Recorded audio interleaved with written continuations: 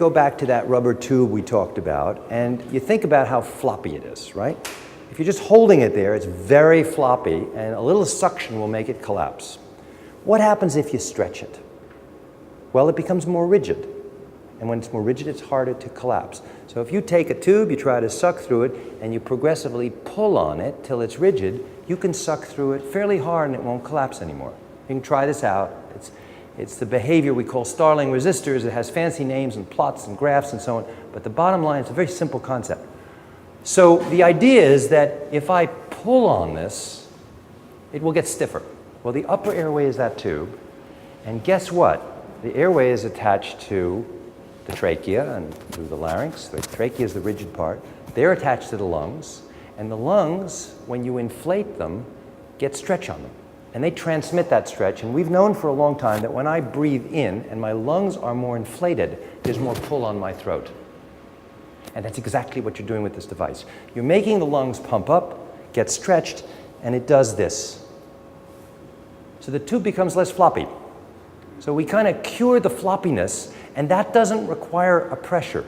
The pressure is the indirect effect of pumping up the lungs. During inspiration, you're actually inspiring even more. You don't need the pressure anymore. What this is doing is it's an effect of expiration, stacking up your pressure in your lungs, making them bigger, pulling on the throat, making it stiffer, and now you can take a breath. Now, that's also why it doesn't work in everybody, because apnea is not that simple.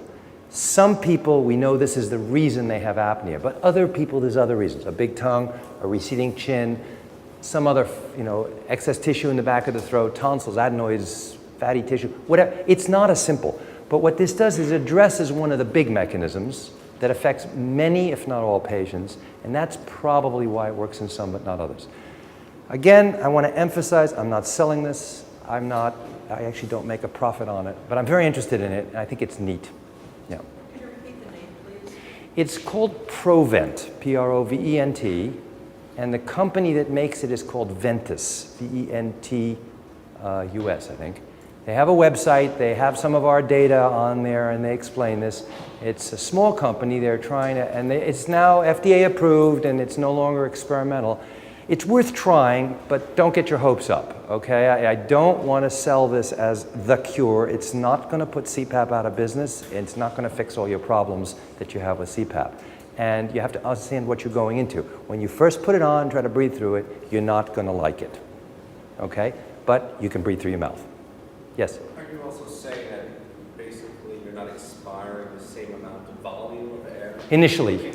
Eventually, you can't keep pumping up, but the idea is you pump it up, and now the spring is loaded, and that same amount of air comes out. The vacuum can't quite be as breathed as strong. That's right. It's not as much of a void in your lungs. Well, you probably end up taking the same size breath. So as far as we can tell from our studies, you do take the same size breath. It's just that you have trouble exhaling all of it out in the beginning. So each breath you stack up a little bit, then you get to a point where the recoil pushes more air out, so now you get back into balance.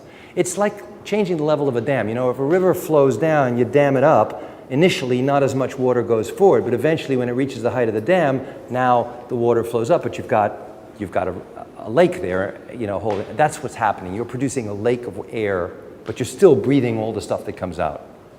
Okay? So, again, I don't want to oversell this. I don't want to try to convince you that it's the solution, but it's an interesting thing. And again, I want to highlight the fact that people are really trying to be creative, and there's some smart guy out there who is going to come up with something better tomorrow.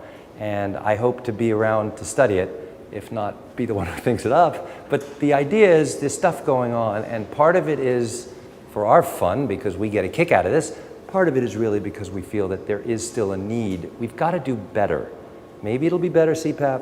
Maybe it'll be something that succeeds in replacing part of or all of CPAP. There's a lot of work to be done. Nobody believed CPAP would remain around as long as it did. We all said from day one, yes, this works, but nobody's going to do this. The fact is, a lot of people do, and as you know, a lot of people get benefit from CPAP. Okay, and I don't want to disparage it. It's a really, really good treatment. You should stick with it. It's the best treatment we have. But there's some interesting stuff going on out there. Yes? I just want to say, when I started using the CPAP, it took about a month to get used to it. What I think gets downplayed is the right pillow, because I didn't find the mask to be a problem, but when I don't turn myself, because I can't physically, my personal care attendants turn me. But when they would turn me from left to right, the mask would always push off my face. It wasn't until I found a pillow by Contour Living that I said, this is fantastic, because the pillow has a cutout on both sides. So when I was turned from left to right, there was, you know, a gap where the mask didn't get pushed. And I think that doesn't get spoken about enough.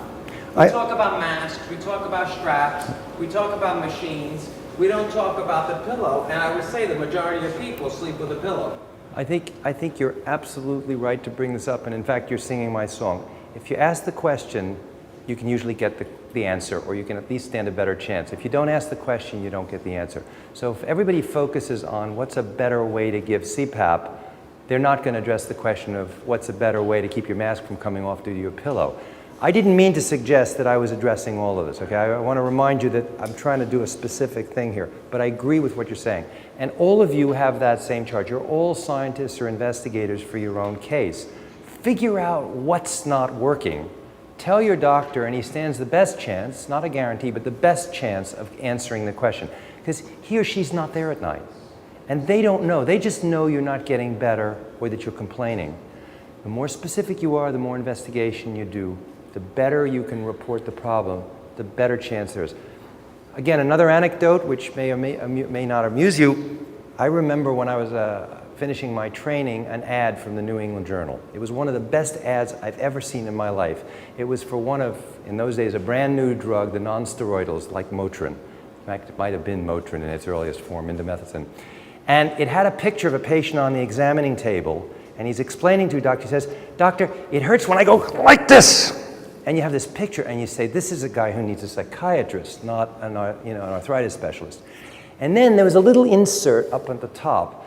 This guy was shown at work, operating one of those trucks that we see paving the streets, at 4 o'clock in the morning, laying down the asphalt.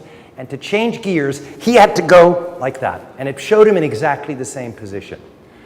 Well, you can imagine if the guy had come in and said, it hurts when I go like this, and the doctor had not done his job and gotten the history, as opposed to if the patient had come in and said, it hurts every time I change the gears on my truck or on my machine. So remember that for yourselves. When you go in, if you can tell the doctor what's wrong, he stands a better chance, not a guarantee, but a better chance of answering your question. If you just tell him, I'm not happy, you're making him or her do all the work. You guys have to do some of it. And the detective is the hardest part. We have this all the time in asthma, where patients say, I'm having asthma attacks. We want to know what makes your asthma get worse. So we drill you. But if you're a participant in this process, you'll be the patient who says, on Thursdays, I always have an attack. I don't know why. But I've noticed that there's a woman who comes into the office on Wednesdays and she wears a perfume, and I don't really like it. And every night, that night, I get an asthma attack.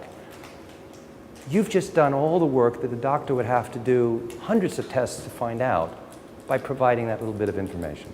And that's what you have to do. CPAP is your problem, not the doctor's problem, right? Or any of these other therapies. And I can't emphasize enough how important that is.